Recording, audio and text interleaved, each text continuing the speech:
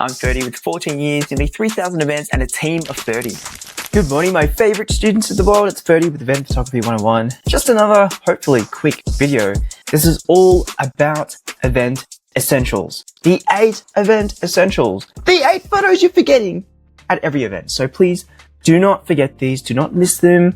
I want you to at least capture these 8 every time you do an event. It's going to set up your album really well. This is an example of a gallery, an album. When we have the 8 event essentials, we are providing a full experience. It's all about how we make them feel with our documents. Our documents are photographs. We are documenting with light. So let's just jump straight into it. Here is my pie charts. Let's go through them one by one. So we start off with wide establishing shots. They don't take up too much of the album. It's only there to set up the scene, set up where we are. Let's give some context to our gallery, our events, our album. Think of it when you're watching a really fun movie, just like the Avengers. Every time they enter a new scene, there's most likely always a wide establishing shot of a bird's eye view or a wide panoramic view of where we are entering for this scene coming ahead. And that's what we're doing here with the albums. They're doing the same thing. We're providing context, we're grounding the viewer and telling them, hey, this is where we're at. Okay, this is the feel, this is the atmosphere, this is the vibe. Yeah. So once you do that, we're going to details and decorations. I'm going to quickly go through these and then I'll show you examples. So details and decorations, anything and everything that they've hired and bought to make the event awesome, okay? Anything from food, presents, decor on the tables, the setups, the backdrops, the lights, the vendors, the suppliers, everything. Then we move on to portraits. These are your family portraits, solo portraits, and couple portraits. Think Christmas gifts. Think photos in frames. Think Easter, Mother's Day, Father's Day. Think birthdays for mum and dad. They want to be able to see their family, their daughters, whoever, nicely. They want to celebrate the host, the key VIP, or VIPs if it's a couple.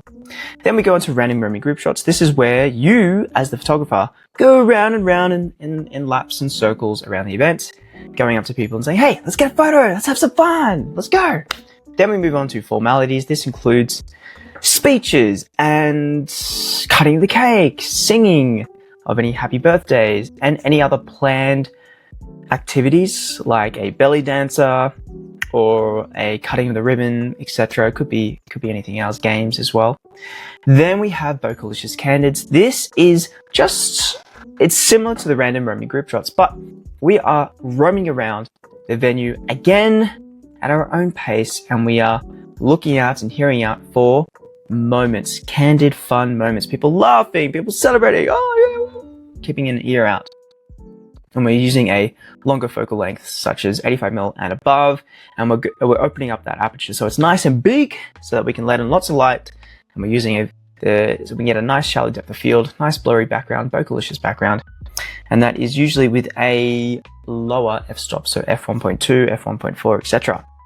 Then we get on to groovy drunk dance photos after we've captured most of the Bokehlicious Candids. This is in a somewhat chronological order.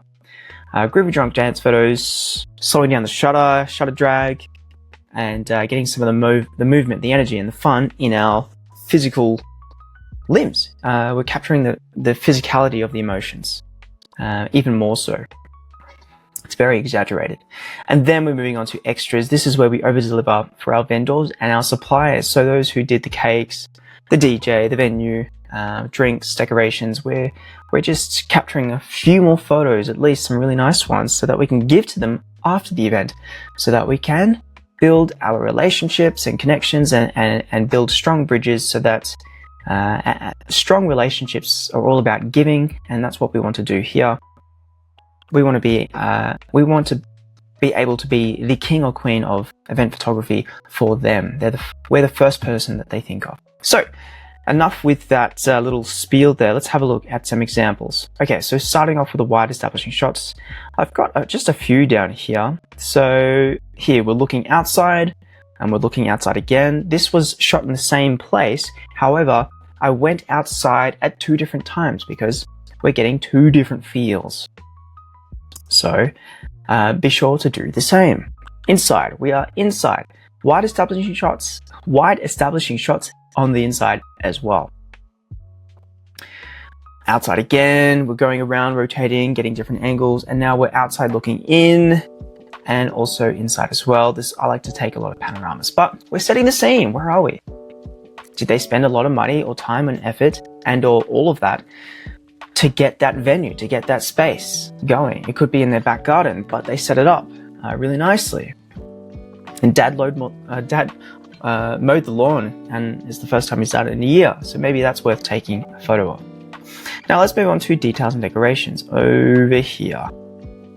So as I was saying before, we have food. We definitely need to get a photo of all the money and time and effort that they've put into picking the different types of food and assortments and everything. So get some wide shots, get some close-up shots, get some angles, rotate around, rotate the light around, up and down as well, with the camera angle, so low and then high, 45, 90 degree, flat lays, etc. Get the setup, get the backdrop, get the whole thing, then move on in, get a few more closer ones, get the cakes, get some different angles with some leading lines, rotate around the cakes as well. And we want to get these before all of the desserts and food go, okay? These are a little bit time sensitive, that's what I'm trying to say. And get some of the thank you boxes, the signage, etc. Now, let's move on to portraits over here, the 12.5%, woo! So, okay, so portraits. Did I even, yeah, I did, okay, cool. Portraits. Think about photo frames and canvases on the wall. These are the shots that we're going to be showing off, printing off, Christmas cards, Mother's Day gifts, etc. So let's have a look. We got some wides. Awesome. We're getting the backdrop as well. We're going vertical, not just horizontal. We're coming in closer. We're getting full lengths. Then we're getting half, waist up, waist and above. We're getting them in different scenes, scene 1, scene 2, inside, outside, if we've got that time and luxury. We have some of the backdrop decorations and context behind them, getting some wide family shots, getting some with mum, getting some with our couple. We're getting solo shots, couple shots, and then family and friends, immediate family and friends. And we're using different focal lengths. So over here, we're using a wider angle. And then over here, we're switching to our left camera. If you're dual wielding 2 cameras in a harness, highly recommend it when you're getting really serious about event photography. Switch to your Bokehlicious focal length and then quickly snap their reactions as well. So it's not just wide shots, but we're also getting some narrow shots, narrow and wide, and the aperture changes as well. It's not just always wide open, the hole in your lens, the f-stop, the aperture, but we are enlarging it and decreasing it as well to give different feels. We don't want all the photos to be Bokehlicious. No, we don't. No, not at all. They're scarce, they're luxurious, they're powerful, and we sprinkle them in to our album, our gallery, to give the punch. Okay, it's like adding seasoning to your dinner. Here we go, horizontal. We're giving so many different like types of shots: verticals, horizontals, narrow, wide, and different backgrounds as well. Now we always want to make sure that we are showing the photos as we're taking them to our guests, our subjects, and our hosts. I think there was a study around 87% prefer to see proofs during the shoot. It makes them feel more comfortable. They get to see in real time, oh, I need to fix up my hair. Oh, my arm is too fat. And then moving on, outside, inside, yeah, and changing up the angle, and then getting them to go a little bit bougie, can have you both looking at each other, we'll get them into some poses, etc. And that's pretty much it there. Just think frames and prints and all that jazz. Now, moving on. We are moving on to random roaming group shots. Now, where are they? Here we go. Random roaming group shots. We're changing up the variety as well. Verticals, horizontals, different focal lengths as well, but majority of them are with our wider focal length from around 20mm to 35mm. That's on the wider angle, wider end. Okay, so I'll be able to tell you 35mm. We used that was an 18mm, which was 27mm in full frame equivalent. I'm gonna tell you the full frame equivalent, even though I use APS-C's Fuji's. This is 35, this is 27, this is 50, this is 35, this is 50. We're using external flashes here on their left-hand side, so over here. This was a wide, this was a kit lens over here. I was using kit lens. I love the Fuji kit lenses. They're cheap, they're really good, and they're great bang for buck value. So that was 15, that was like 20. That was 20mm right there. As you can tell, it's a bit wider. And we are repositioning them. We're getting them into nice areas for nice lighting and angles of light and different colors in the background. So over here, our photographer Ben purposely chose to use this shot, this frame as the background, because, hey, blue and pink, it's colorful. It adds a bit of spice to our photo. We're outside as well. But yeah, we're going up to people and we're saying, hey, let's get a photo. Let's get a photo, okay? Woo! Not all of them will want a photo, but then it's up to you to gauge how they're feeling. It's up to you. It's your job to make them feel comfortable. And if you're going up to them looking like a complete bozo idiot, like, or nervous or anything like that, they're just gonna be like, get out of here. I don't want a photo because you're awkward. Now, after random roaming group shots, we've got formalities. Let's go over here. Cutting of the cake, we're going wide and we're using our second camera as well, the Bokehlicious focal lengths, horizontal and vertical. We're getting the actual cutting of the cake, what it looks like. It's the formality, it's official now. Blowing, singing happy birthday. We're getting different angles. We're also getting our reactions from the audience, which I don't have here, which I should really put in. But reactions from the audience are key. Just turn around and move around. I'm always doing circles and laps during the formality. I'm being really the formalities. I'm being discreet and kneeling down when I can, etc. And we're using external flash here as well. For most of these, I'm using a 50mm and above. But when we get in close for this shot here, we're going a bit wider than a 50, so we're going like 35 at least. Now let's go up to Bokehlicious Candids. These are my cream of the crop. This is what I love to do the most. Now, how do I do it? We're going external flashes and natural lighting. Natural lighting during the day and external flashes at night. And I'm placing the external flashes around the venue, the corners, the perimeter, the edges. And I'm sandwiching myself. One external flash here, one external flash there. I'm in the middle and I'm capturing our subject, and there's going to be light on their left hand side, or my right hand side, and their left hand side. And it's going to give that 3D pop. The light is going to wrap around them. It's going to give edge lighting. It's going to backlighting. So let's have a quick look. Here's some natural light, and this is external flash here. As you can see, we've got the edge light here. External flash was over there. Another external flash, but it's a bit more soft. We're putting it up to the ceiling for a bit more of a bounce. Here, two external flashes, another external flash, another external flash, three external flashes. One of my favorites there, love that one. Another external flash, we're bouncing it up against the wall. Another external flash, natural light. These are 50mm 1.0 for the Fuji.